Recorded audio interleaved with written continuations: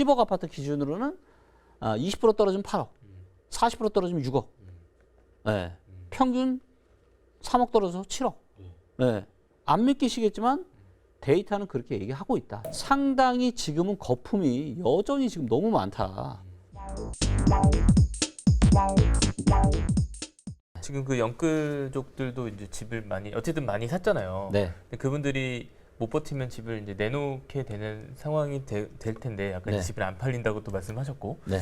어떻게 좀 이런 상황들이 좀 펼쳐질지 앞으로. 네. 네. 뭐 저는 다 모든 걸 다 데이터로 제가 이야기를 하기 때문에 데이터를 얼마 전에 이제 리치고에 이 경매 데이터가 들어갔고 네네. 저도 이제 경매 통계를 보고 싶은데 네. 기존의 경매 통계는 대법원에 가서 숫자로 된 거밖에 못 봤어요. 근데 숫자로 보면 한눈에 안 들어오잖아요. 그렇죠. 잘 그래서 모르죠. 이거를 리치고 이제 경매를 넣어서 음. 매각 통계 데이터를 볼 수 있게 다 만들어 놨는데요. 자, 지금 대한민국에서 아파트 시장에서 가장 좋은 데가 어디냐? 서울이에요. 자, 그러면 서울의 경매 시장이 어떤지를 데이터로 좀 보도록 하겠습니다.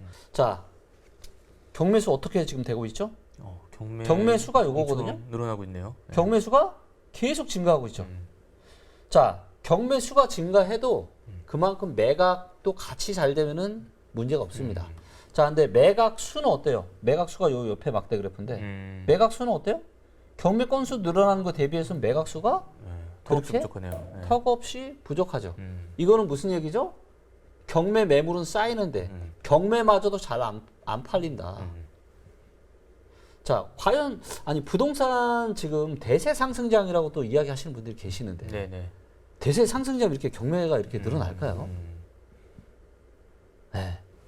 지금은 경매 물건이 계속 증가하고 있고 제가 누누이 말씀드렸잖아요. 2024, 25, 26년은 경매로 인생을 바꿀 만한 엄청난 기회가 오고 경매 물건은 앞으로 계속 많아질 거다.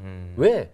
코로나 데이터를 보잖아요. 코로나 시기에 영끌해가지고 건물 사고 아파트 사고 땅 사고 이런 분들이 너무너무 많아요. 근데 그때는 금리가 쌌잖아요. 그렇죠. 네. 한 달에 뭐 아파트로 따면 300만 원 내던 이자가 이제는 뭐 500만 원 이상 늘어났고 1000만 원 내던 지금 건물 대출금이 이제는 2천만 이상 늘어났단 말이에요. 실제로 이런 것들 때문에 힘들어하시는 분들이 주변에 꽉 차 있습니다. 네. 그래서 근데 금리는 계속 지금 높잖아요. 그래서 이런 것들이 견디지 못하고 이렇게 지금 나오고 있는 거고요. 나오고 있다. 예. 네. 앞으로 더 많아질 겁니다. 그래서 정말로 아마 이 영상을 보고 계신 분들 중에서는 아직 내 집 마련 못 하시거나 좀 큰 평수로 갈아타기를 원하시거나 이런 분들이 계실 텐데 뭘 활용하셔야 된다?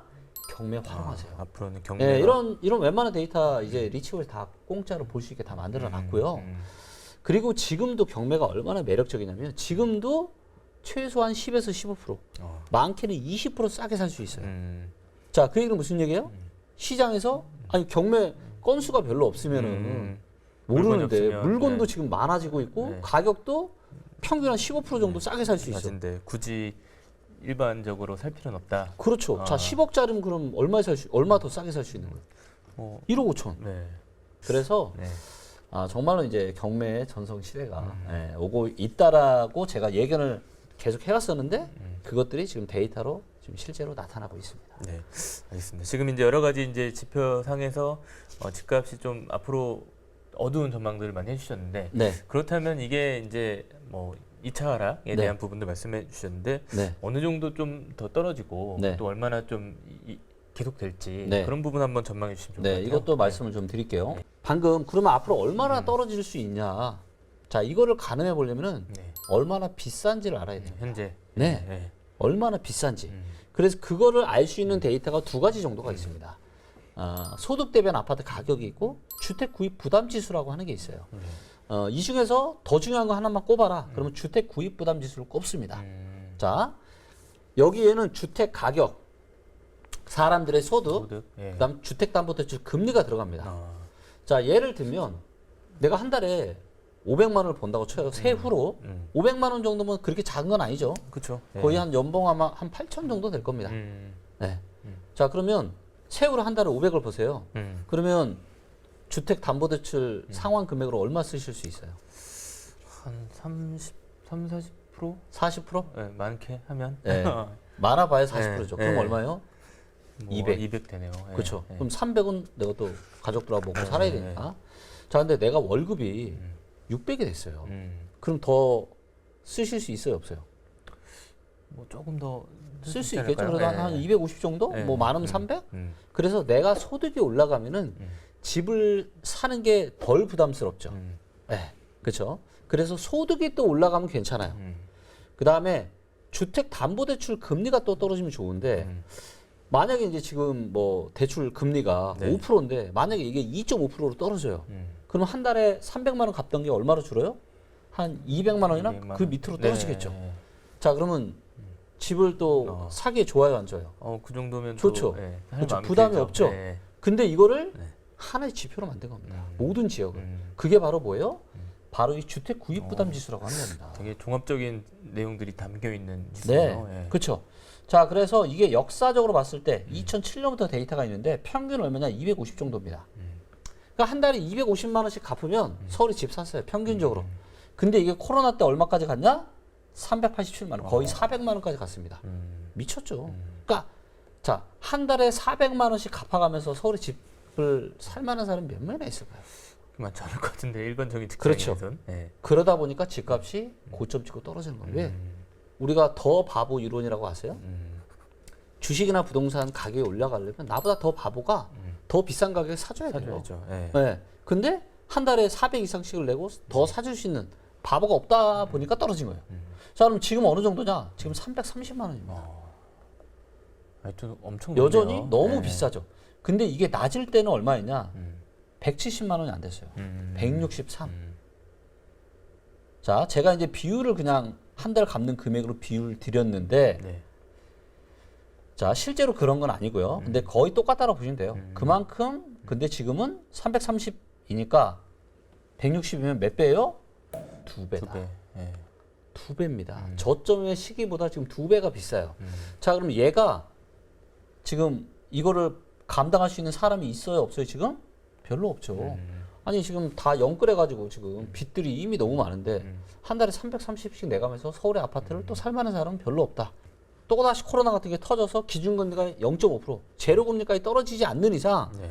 두 번 다시 우리가 코로나 때 찍었던 그런 가격은, 그런 거품은 보기 힘들다. 근데 많은 사람들이 문제가 저는 너무 참 좀 뭐라 그럴까요? 참 안타까운 게 우리 집값이 예를 들어 30억을 찍어서 고점을 코로나 때.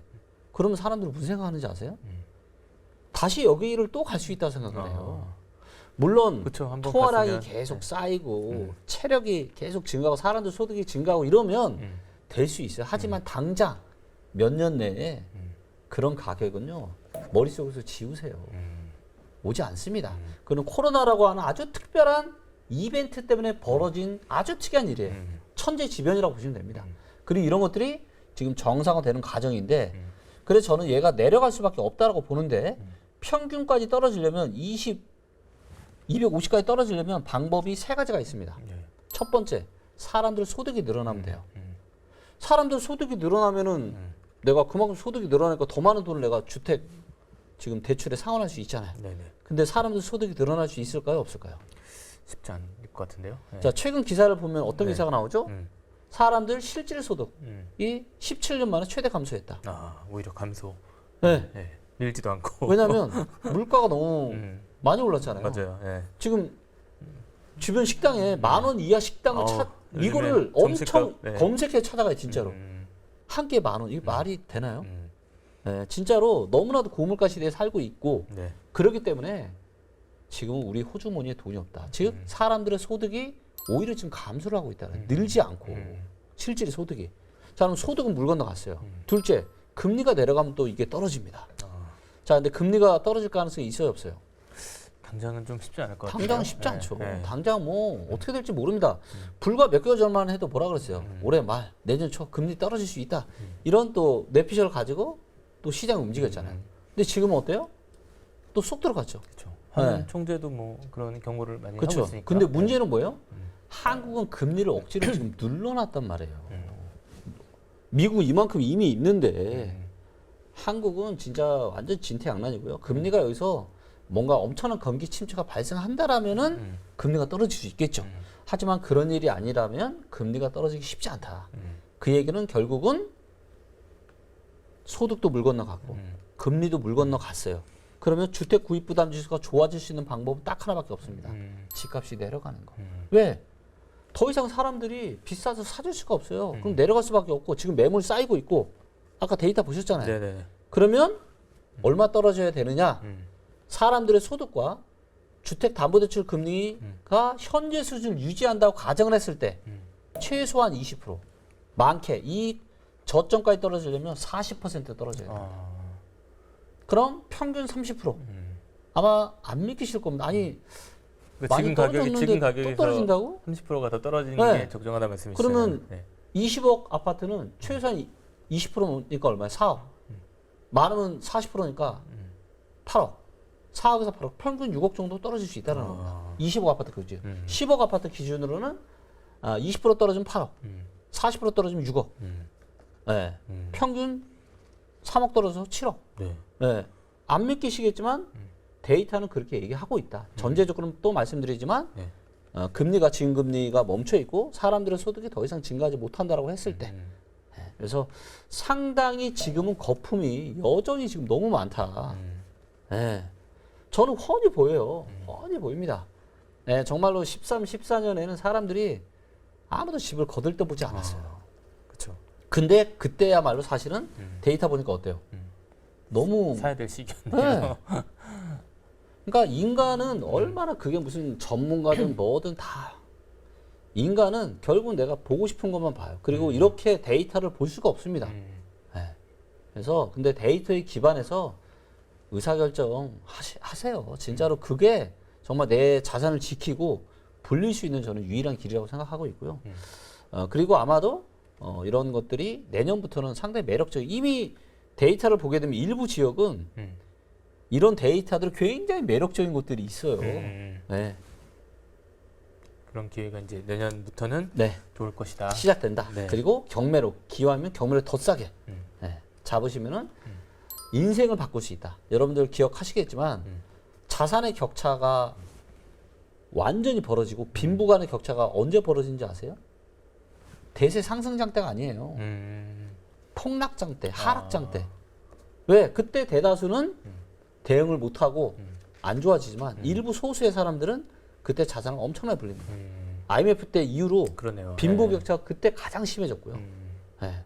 지금은 굉장히 지금은 2008년보다 훨씬 더 심각한 지금 거품이 여전히 지금 쌓여 있고 이런 거품들이 해소가 돼야 됩니다. 그래야 다시 한번 대한민국 부동산 시장에 대세 상승장이 올 수 있어요. 지금은 절대로 지금은 대세 상승장이 올 수 없다. 네. 그렇게 데이터는 이야기하고 있습니다. 아직은 이제 집 살 때가 아니다라는 경고를 쭉 해오셨는데 네.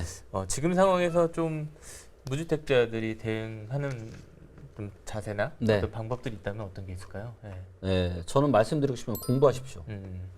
그러니까 세상에 공짜 정신은 없어요. 노력하지 않고 정말 내 집을 좋은 시기에 잘 살 수 있을까요? 그래서 정말로 내 집 마련 잘하고 싶으시고 앞으로 다가올 기회 잡고 싶으세요? 그럼 제가 두 가지 말씀드릴게요. 두 가지 공부를 하셔야 되는데 첫째, 빅데이터 부동산 공부하셔야 됩니다. 네, 진짜 하셔야 되고요. 네, 그리고 두 번째는 경매 공부하셔야 돼요. 그래서 빅데이터가 좋은 건 두 가지를 할 수가 있습니다. 정확한 매수 타이밍, 무릎 밑에서 살 수 있게 만들어줍니다. 네. 그리고 지역 선정, 지금 어디를 사면 좋은지를 알 수가 있어요. 그리고 이 두 가지를 빅데이터로 공부를 좀 하셨으면 좋겠고, 예, 그래서 이것과 두 번째는 뭐냐? 바로 경매입니다. 자, 빅데이터로 무릎 밑에서 살 수 있고 지역도 잘 골랐어요. 근데 경매로 사면은 더 싸게 살 수 있어요. 그럼 어떻게 되겠어요? 많은 수익을 얻겠죠. 엄청난 수익을 올릴 겁니다. 저는 내년부터 제가 마지막으로 부동산을 산 게 2020년 초입니다. 2020년 2월 달을 마지막으로 한 채도 매수하지 않았습니다. 왜? 기회가 안 보이니까. 저는 무릎 밑에서만 사거든요.